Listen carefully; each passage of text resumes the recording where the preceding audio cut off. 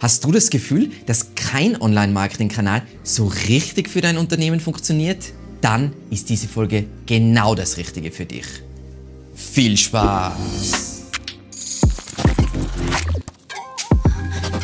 Viele Unternehmen haben sich beim Thema digitalem Wachstum einem folgenschweren Satz verschrieben.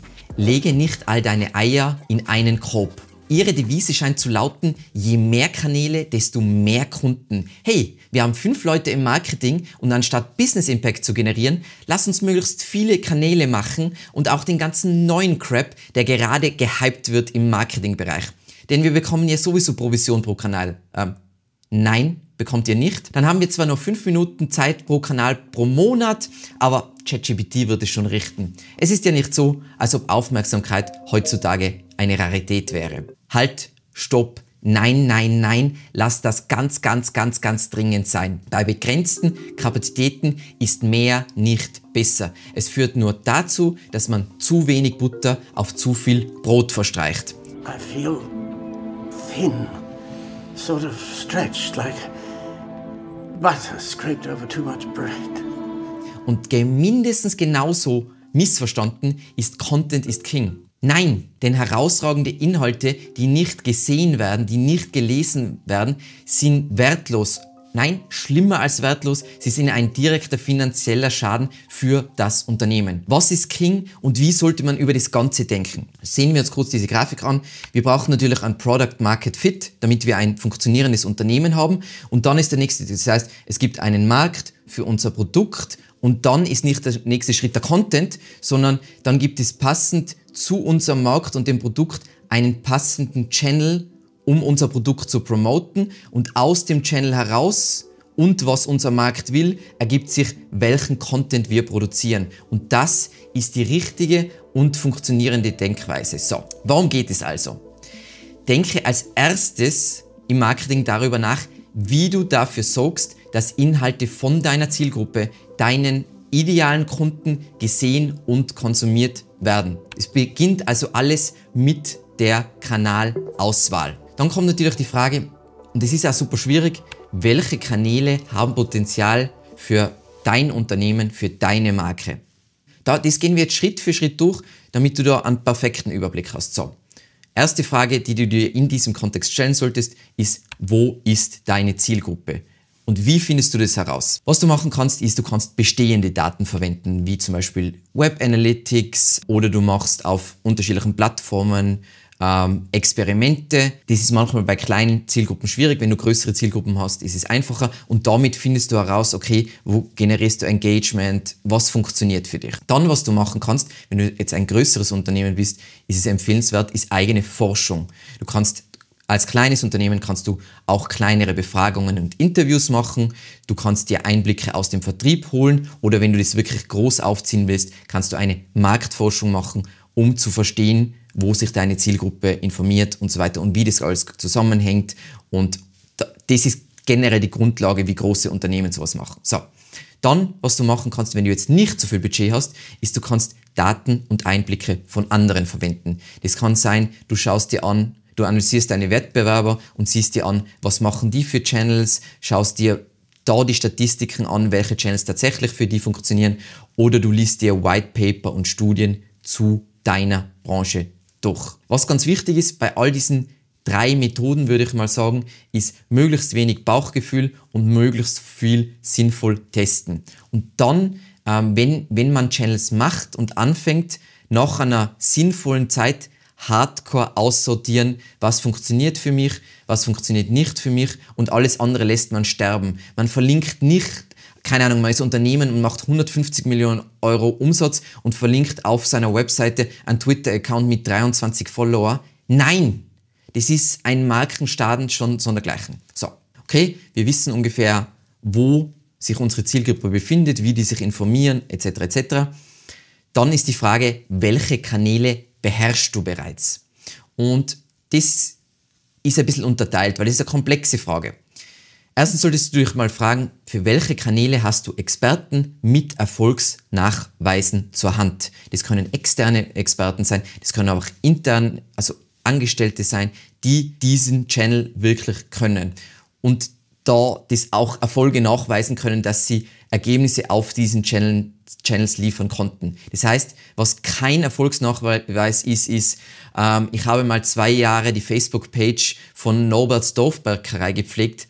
Das ist kein Erfolgsnachweis. Wo hast du bereits ein Publikum?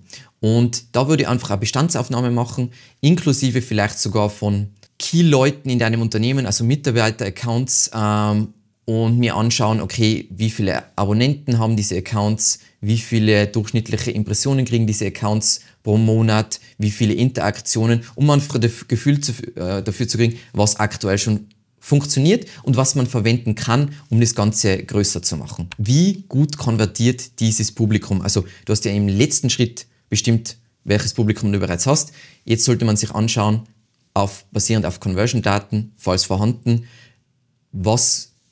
ist das richtige Publikum, was auch funktioniert, oder haben wir zwar ein Publikum, aber es konvertiert eigentlich nicht für das, was wir verkaufen. Und dann der letzte Schritt, um einfach zu bestimmen, was bereits funktioniert, ist, was heißt gut? Weil es ist oft eine wahnsinnig schwierige Frage zu sagen, okay, wir beherrschen diesen Channel. Was bedeutet, wir beherrschen diesen Channel?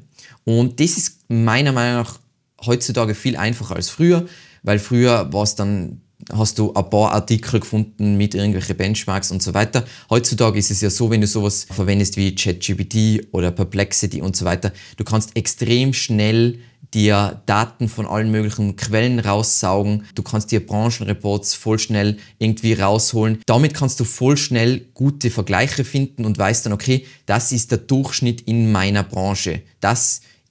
Und der Durchschnitt ist dein absolutes Mindestmaß. Wenn du nicht über den Durchschnitt bist, bist du gescheitert und du bist nicht gut in diesem Kanal. Ein paar Beispiele vielleicht, um das Ganze greifbarer zu machen und zu zeigen, dass was funktioniert für unterschiedliche Unternehmen sehr individuell ist. Und ich werde das jetzt entpersonalisiert machen, ohne die Brand hervorzuheben, aber einfach eher erklären, was die Brand ist und dann welche Channels für sie funktionieren. Kunde von uns, die machen Raumsysteme, sind im B2B tätig, haben eigentlich dieses Unternehmen auf das Level, wo sie mittlerweile gekommen sind, eigentlich nur über einen Channel hochgezogen, nämlich einfach Meta-Ads. Sie hatten einen Experten in-house für Meta-Ads, der wirklich sein Handwerk verstanden hat und der hat das Ganze nur über Meta-Ads raufskaliert. Das heißt, eigentlich ein Channel hat den ganzen Erfolg gemacht und finanziert auch andere Channels, die man jetzt dazu baut, um das Ganze noch größer zu machen. Oder nimmt man das Beispiel von uns, Evergreen Media. Letztendlich unser zentraler Channel ist YouTube. Alles andere leitet sich daraus ab und es ist definitiv der wichtigste Channel für Reach und auch der wichtigste Channel für Conversions. Aber wieder ein Channel, was der Kern ist und alles andere ist nur ein Drumherum. SEO als Channel für unsere Webseite ist trotzdem nur wieder ein weiterer Channel und nicht unser primärer Channel. Ein Beispiel für ein Unternehmen, wo SEO der primäre Channel ist ein sehr, sehr großer Kreditmakler und für die ist einfach, deren Konkurrenten sind Banken, also nicht besonders agile Unternehmen und die haben entdeckt, dass wenn sie wirklich systematisch auf großer Skala basierend auf SEO-Daten gezieltes Content-Marketing machen, dann können die komplett platt machen und die haben in Österreich das größte Portal in diesem Bereich nur über SEO-getriebenes Content-Marketing aufgezogen. Und vielleicht noch ein letztes Beispiel, um auch zu zeigen, dass einfach manchmal andere Kanäle funktionieren. Möbelkunde von uns mit wirklich einem speziellen Möbelsortiment. Bei denen ist es immer noch so, der wichtigste und zentrale Channel ist ihr Katalog. Den Katalog, den sie 2-mal im Jahr aussenden, der generiert den meisten Impact. Und es ist ganz wichtig, dass man Kanäle so bewertet und die Kanäle, die gut funktionieren, schaut, ob es noch Potenzial gibt, also ob es sich überhaupt noch lohnt, mehr zu investieren und dann einfach den Fokus legt auf, wenn du einen Kanal hast, wo du gut bist und es gibt noch Potenzial, dann ist das der Wachstumstreiber. So, was ist jetzt meine Empfehlung, wenn du jetzt, keine Ahnung, du bist ein kleines oder mittleres Unternehmen, dann würde ich immer empfehlen, ziele darauf ab, einen wirklich, wirklich erfolgreichen Kanal aufzuziehen und skaliere ihn, bis er nahezu ausgeschöpft ist. Parallel ziehst du mit dem Aufwand, und ich erkläre gleich, was ich damit meine, mit dem Aufwand des Primärkanals 2 Kanäle zur Diversifikation auf. Diese 2 anderen Kanäle müssen nicht unbedingt die Performance des Primärkanals liefern, und das werden sie auch nicht, sondern sorgen dafür, dass du nicht halt wirklich alles auf eine Karte setzt. Was ich meine jetzt mit dem Aufwand des Primärkanals, du willst nicht für 3 Kanäle individuellen Content machen, weil dann wirst du nicht mehr fertig, sondern du produzierst Content für einen Kanal und repurposed ihn dann für die anderen. Was dir dabei klar sein muss, natürlich auf unterschiedlichen Kanälen funktionieren unterschiedliche Inhalteformate. Also auf LinkedIn kannst du nicht den gleichen Content machen aus sehr vielen Gründen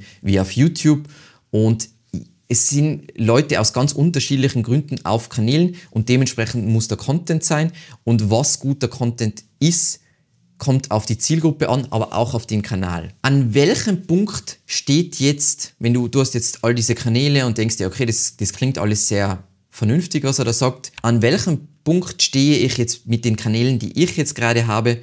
Wo sind die gerade? Und bewerten würde ich das nach einem Konzept von Animals. Ich zeige euch das jetzt gleich im Folgenden, aber kurz zur Erklärung. Es gibt letztendlich 2 Dimensionen, nämlich Potenzial. Ist meine Zielgruppe hier aktiv und sind sie für mich über diesen Kanal tatsächlich erreichbar, und einfach dann, wie viel von dem habe ich schon ausgeschöpft, gibt es noch mehr oder gibt es nicht mehr? Und die Nutzung. Bin ich hier bereits aktiv, vielleicht sogar sehr aktiv, oder investiere ich eigentlich zu wenig oder nichts und vielleicht habe ich deswegen kein Ergebnis. Und da gibt es von Animals dieses Konzept, eben the Channel Growth Quadrant, und wenn du jetzt einen Kanal hast, wo du sagst, okay, da gibt es noch Potenzial, also ich habe auf jeden Fall das Potenzial ausgeschöpft, das ist genau meine Zielgruppe, und diese Zielgruppe ist auch über diesen Kanal für mich erreichbar, ist es sinnvoll, hier zu investieren. Wenn jetzt so ist, ich habe jetzt hier meinen Primärkanal, der funktioniert unglaublich gut, ich investiere extrem viel Zeit drin, aber letztendlich ist er an diesem Punkt jetzt mal ausgeschöpft, dann will ich ihn erhalten, maintainen. Ich will natürlich die Sichtbarkeit, die ich dort habe, die will ich erhalten und dementsprechend viel reinstecken. Aber es bringt jetzt nicht noch mal reinzustecken, weil ich ja das Potenzial schon ausgeschöpft habe. Dann, und das ist, glaube ich, für die meisten das Allerwichtigste, wenn du einen Kanal hast, den du extrem viel nutzt, aber eigentlich ist das Potenzial gar nicht vorhanden, sofort aufhören. Oder du hast einen Kanal, der kein Potenzial hat, und den verwendest du auch nicht, den willst du einfach ignorieren. Und das klingt jetzt voll trivial, aber die meisten Firmen arbeiten genau nicht so, sondern machen Kanäle, obwohl sie eigentlich nicht funktionieren für dieses Unternehmen und vielleicht gar nicht funktionieren können für dieses Unternehmen und für diese Zielgruppe, machen sie immer weiter und verbrennen Geld, anstatt dass sie das ganze Budget aus diesem einen Channel nehmen und den in ihren Primärkanal stecken, wo es noch Potenzial gibt, und dort Vollgas geben. Ganz, ganz wichtig. Da können also die Effizienzsteigerungen und einfach die Wachstumssteigerungen dadurch sind teilweise immens durch solche trivialen Analysen. Zum Abschluss. Wie kann ich überhaupt einschätzen, ob ich einen Kanal zu wenig nutze? Wir gehen jetzt mal davon aus, dieser Kanal hat noch Potenzial. Das Einfachste, wie du es bewerten kannst, ist, wir haben ja in einem Schritt zuvor uns angeschaut, okay, gibt es irgendwelche Benchmarks, irgendwelche Branchenvergleiche und so weiter. Wenn du diese allgemeinen, durchschnittlichen Benchmarks nicht mal erreichst, heißt es, du bist schlechter als der Durchschnitt, beziehungsweise du bist unterdurchschnittlich, und im Online-Marketing kannst du eigentlich immer sagen, wenn du im Durchschnitt bist, dann bist du gescheitert. Das heißt, du musst mehr investieren, mehr optimieren und dir mehr Plattformwissen aneignen. Das ist die einzige Schlussfolgerung von dem Ganzen. Ich hoffe, dir hat diese etwas strategischere Folge gefallen. Wenn ja, bitte unbedingt in den Kommentaren schreiben. Wenn nein, bitte auch unbedingt mich informieren. Dann gibt es einfach weniger derartigen Content. Und ansonsten vielen, vielen lieben Dank fürs Zusehen und bis zum nächsten Mal. Ciao.